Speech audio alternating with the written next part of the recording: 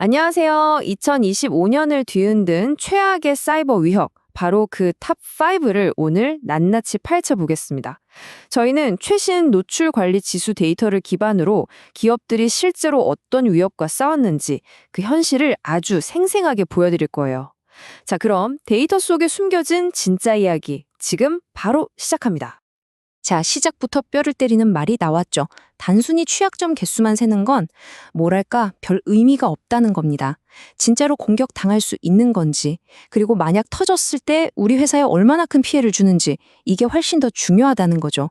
오늘 저희 분석은 바로 이 관점에서 출발할 겁니다. 자, 그럼 진짜 질문은 이거죠. 2025년 우리를 정말로 괴롭혔던 위협은 대체 뭐였을까요?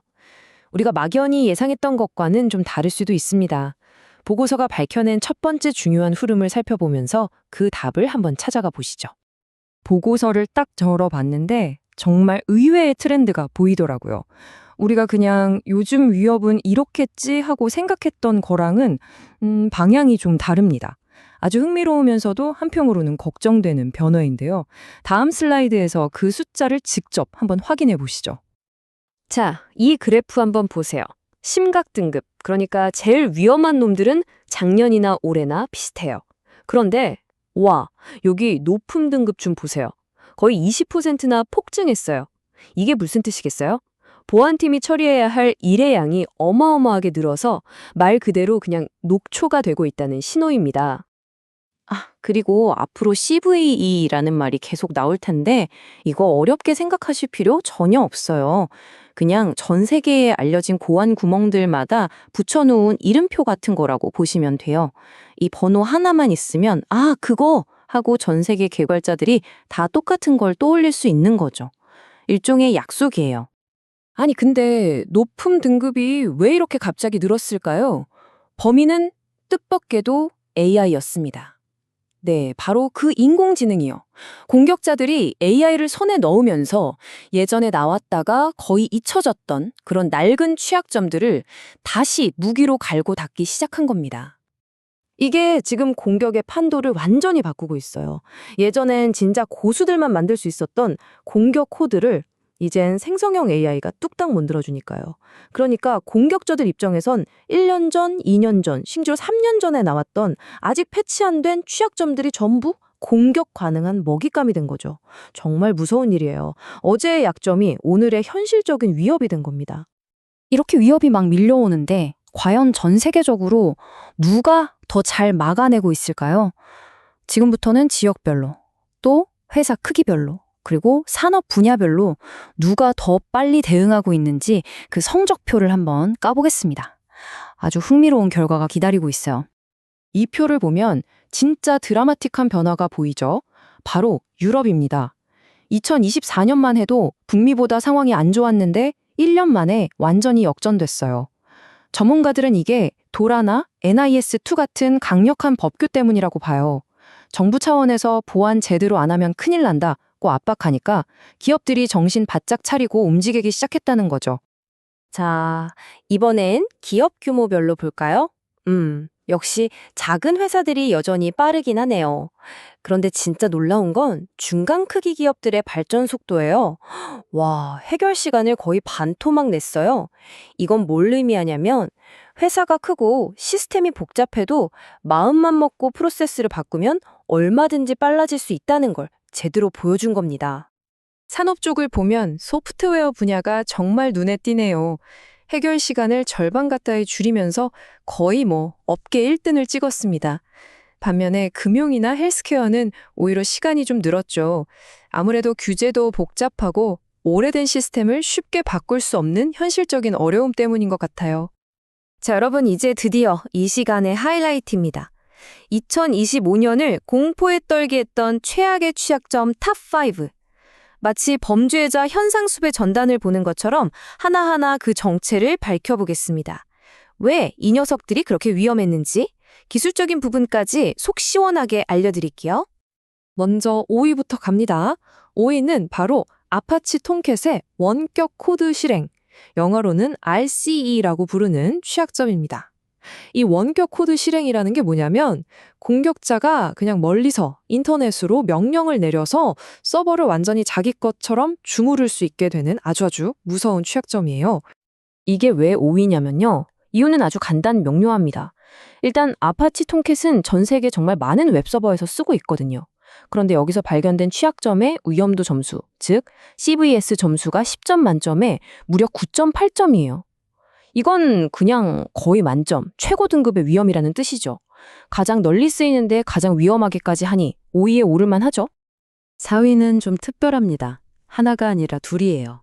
세계적인 방화벽 회사죠. 포티넷 제품에서 발견된 취약점 2개가 세트로 4위를 차지했습니다. 이 녀석들은 인증 우회라는 아주 고약한 특징을 가지고 있어요.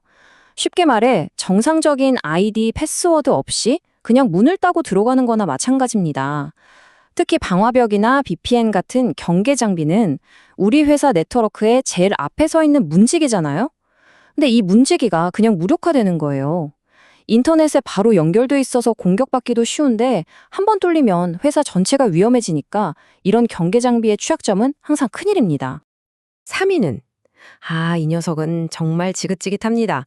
작년부터 계속 말썽을 부리고 있는 아파치의 모드러이트 취약점입니다. 이게 3위인 이유는 끈질김 때문이에요. 한번 발견돼서 공격이 잘 된다는 게 증명되면 공격자들은 이걸 자기들 무기 목록에 추가해서 두고두고 써먹거든요.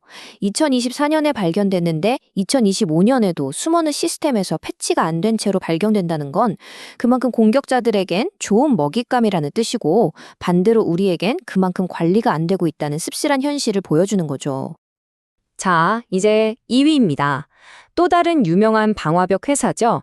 팔로알토 네트워크스의 페노에스라는 운영체제에서 발견된 인증 우회 취약점입니다.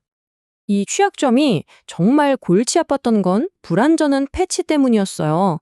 제조사에서 문제 찾았어요. 여기 수정본입니다. 하고 패치를 내놨는데 공격자들이 그 패치를 뜯어보고는 어라? 이렇게 하면 뚫리네? 하고 새로운 공격법을 찾아낸 거죠.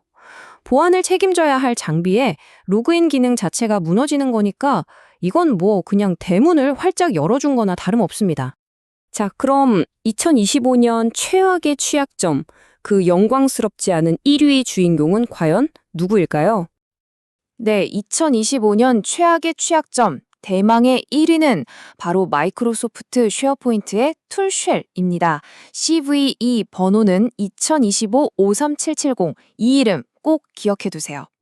툴쉘이 왜 압도적인 1위였냐고요? 한마디로 퍼펙트 스톰이었기 때문입니다. 일단 공격이 너무 쉬웠어요. 그런데 그 결과는 서버 전체를 장악하는 아주 파괴적이었죠. 결정적으로 인증이 필요 없는 원격 코드 실행이었다는 게 정말 치명타였습니다. 이건 뭐냐면 아이디나 비밀번호 같은 거 아무것도 몰라도 그냥 인터넷에 연결만 되어 있으면 누구나 공격해서 서버를 뺏을 수 있다는 뜻이거든요. 거기다 마이크로소프트가 이 취약점을 발표하고 나서 실제 패치가 나오기까지 약간의 시간이 걸렸는데 공격자들은 바로 그 틈을 파고들었습니다. 방어하는 입장에서는 정말 속수무책으로 당할 수밖에 없는 최악의 시나리오였죠. 네, 지금까지 데이터를 통해 2025년의 위협 환경을 쭉 훑어봤습니다. 정말 정신없는 한 해였죠?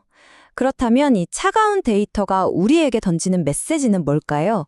이걸 바탕으로 우리는 앞으로 뭘 해야 할까요? 결론은 사실 아주 명확합니다. 첫째, 모든 걸 다 막으려고 하지 말고 우선순위를 정하자는 겁니다.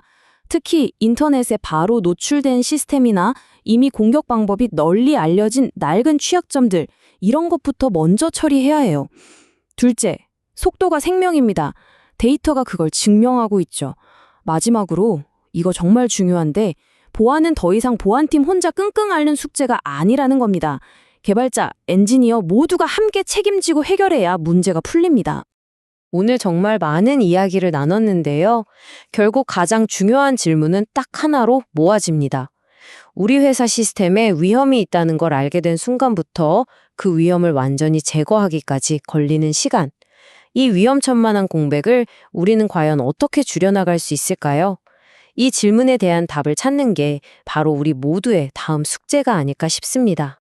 오늘 이야기가 여러분의 보안 전략에 조금이나마 도움이 되셨으면 좋겠습니다. 혹시 더 깊이 있는 정보나 다른 전문가들과의 토론이 필요하시다면 네이버 밴드에서 누리캡스 정보보호를 한번 검색해 보세요. 최신 보안 소식과 대응 노하우를 함께 나누는 좋은 커뮤니티가 여러분을 기다리고 있을 겁니다. 시청해 주셔서 감사합니다.